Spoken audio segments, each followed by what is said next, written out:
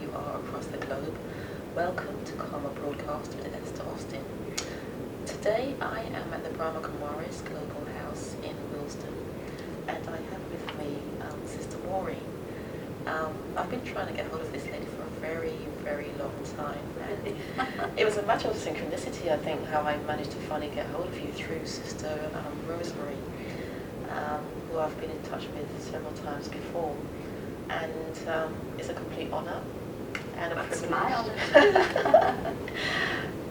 to finally get hold of you to talk about consciousness. We'll be talking about consciousness today. Consciousness and awareness. So thank you, Sister Maureen. Thank you for inviting me to come. I'm sure it's going to be a really interesting interview and an interesting parting of and sharing of knowledge. So first and foremost, can you explain in a nutshell what is consciousness? In a nutshell. A great question. Consciousness is actually about my whole experience of being. It is the self, the awareness of the self that knows the self, and the self that can also be aware of and interact with other beings, other people, animals, whatever. And within consciousness is included actually everything of our conscious experience.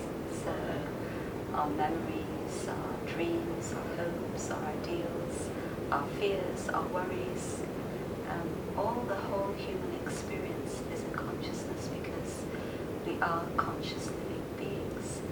The body is the costume that the consciousness inhabits, but I am that living, aware being. And I would use the term soul for that. Okay. People use different terminology, but it is consciousness. I, the aware being. Okay, so I'm going to now ask you, from that, how do you become aware of the being, of the self? An important energy of consciousness is our thoughts. And very often when people begin meditation or begin on a path of spiritual development, they somehow feel that maybe they have to somehow deny thought or control or suppress thoughts, or even create a blank mind to somehow get into consciousness. And I don't know if you've ever tried to blank your mind. Yes, Is it several possible? times. It's not really possible. No, it's not. Because the mind thinks, and actually that's fine, there's nothing wrong with that, but it's about how we use our thoughts, because thoughts are energy. And so if I use pure positive thoughts, these kind of thoughts can then bring me to an awareness of myself.